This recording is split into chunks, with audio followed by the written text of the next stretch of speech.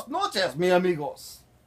Tonight is Christmas Eve, and I, Señor Fleminguez, will be reading Charo Claus and los Tejas Kid to mis niños and mi esposa on los Christmaso Evo.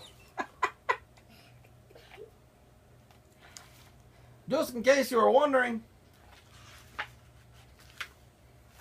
there's English and there is Spanish translations, but since I don't speak Spanish, the best I can do is a Spanish accent. So that's what we're going to go with. Okay, so now we're going to start. It's the night before Christmas, and a boy named Vincent is getting ready for bed. He is spending Christmas Eve with his tío Pancho on their old family farm near the Tejas, Mexico border. See, if you want to see the farm, there it is. There's the little farm. Okay. So, let's flip the page.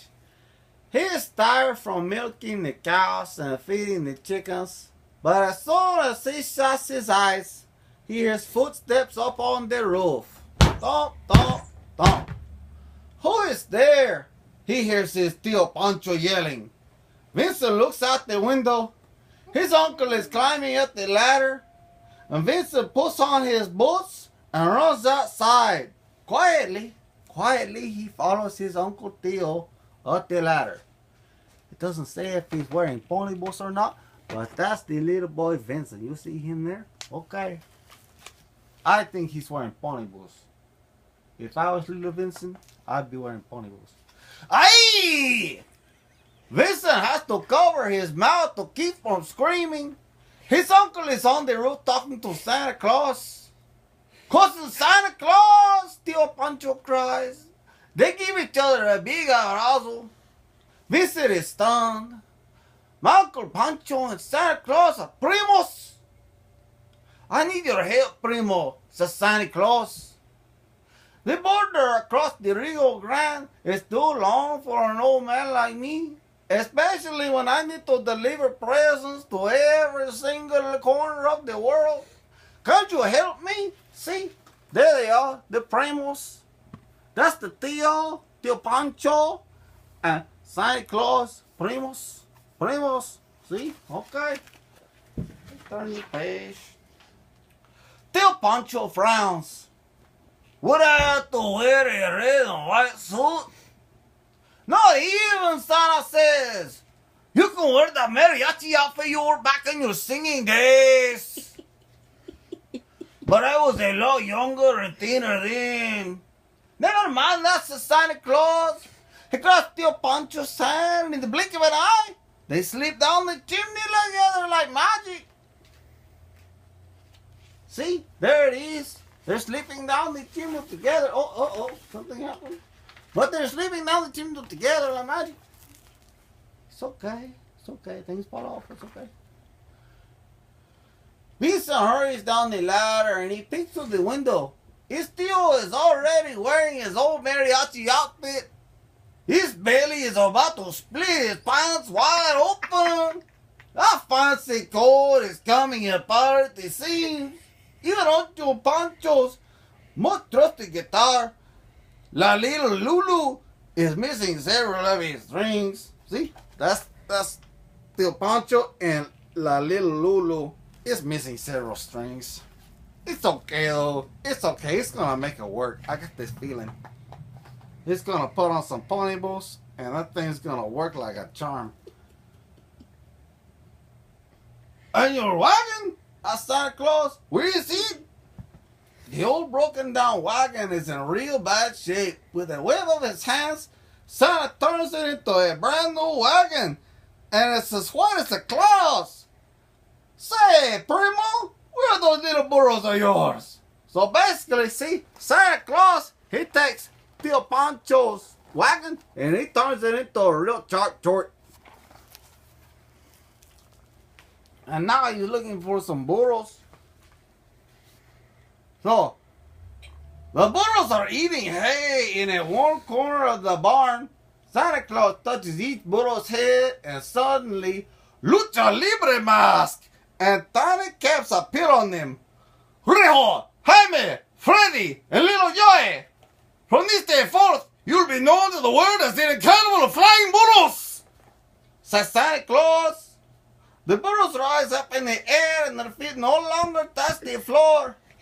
Vincent can't believe his eyes. Holy shit, flying burros! They look like lucha libre.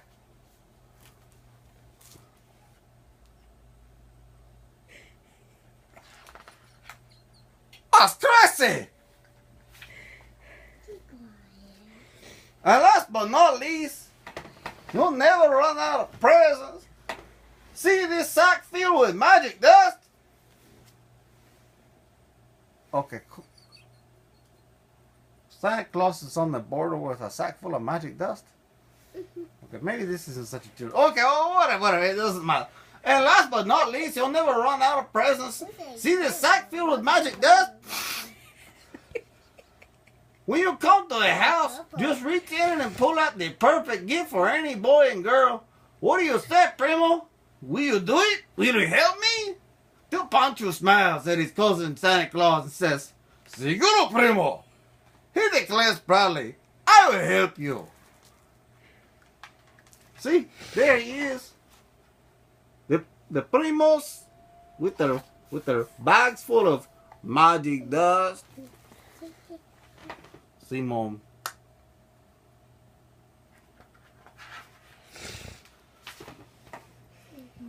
I want to go too, thinks Vincent. But how? Vincent sees his magic sack. Aha! He whispers to himself. And he climbs inside. This Tio Pancho grabs the sack and he tosses it on the wagon. The burros leap into the air with a magical wagon rising higher and higher. The mountains along the border look like anthills, Tio Pancho cries. Vincent peeks out. He can't believe how high they're flying. They must be in El Paso, because those are the only mountains I know of in Tejas. Oh, did you want to see? See? They're flying. See? Impressive, no? Okay. Pancho soon arrives at his first house. He grabs his sack and quick as lightning bolt, hits down the chimney and standing in front of the family's Christmas tree. He reaches into the magic bag and pulls out his nephew Vincent. Nephew! What are you doing here? But before Vincent can answer, a voice says, You're not Santa Claus? No! Pancho and Vincent spin around to see a little girl staring at both of them. See? She knows they're not Santa Claus. She says, No, you're not Santa Claus. No.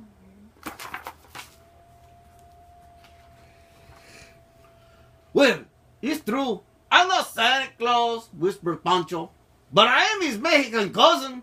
Santa Claus needed some help this year to take care of the border, you see. He asked me for help. What's your name, the little girl asked. My name? See? The little girl is asking Tio Pancho. She say, What is your nombre? His name is Charo Claus, declares Vincent, rolling his r's very grandly. So in other words, it's Charo Claus. Charo Claus, said the little girl. That's a funny name. What's a Charo? A Charo is a Mexican cowboy who sings and plays the guitar. Vincent tells her, I like that, Charo Claus. The little girl claps her hands. See? Charo Claus. The little girl. Very impressed.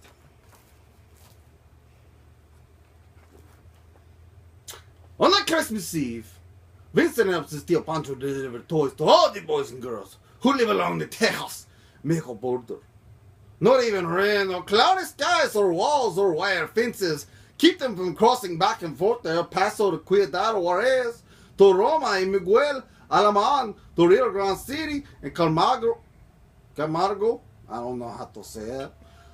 On that big starry night, there's no town, no city, no matter how big, no matter how small, that the newly named Charo Claus forgets. How could he?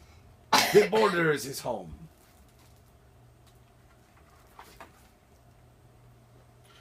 Do you like me helping you, Tio Pancho asked Vincent when they get home. I love it, declared Vincent. I want to help you every year. Then I have just the name for you, says Tio Pancho. The Tejas Kid. A mask, a cap, a guitar, and a hat magically appear on his nephew Vincent. From the moment on, Tio Pancho and Vincent become known as Charo Claus and the Tejas Kid.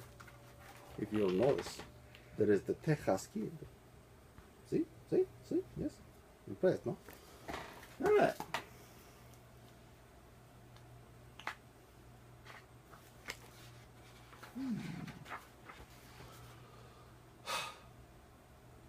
Do you live near the border between Tejas and Mexico? Well, don't be surprised if you happen to look up in the sky one Christmas Eve night and see a wagon being pulled by a pack of flying burros. If you listen closely, you might even hear Charo Claus and his sidekick, the Tejas Kid, calling out for all the world to hear. Andale, Rijo! Go, Jaime! Come on, Freddy! Dale gas, little Joe! Step on it!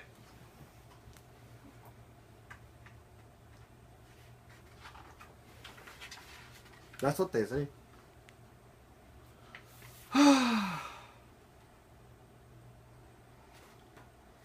Oh, look. There is no the end. That is the end. See? See? That's it. And then it goes on into some words. Some words? It's called Yes, Virginia. If you want me to translate that, that's C, Virginia. Santa Claus has a Mexican cousin.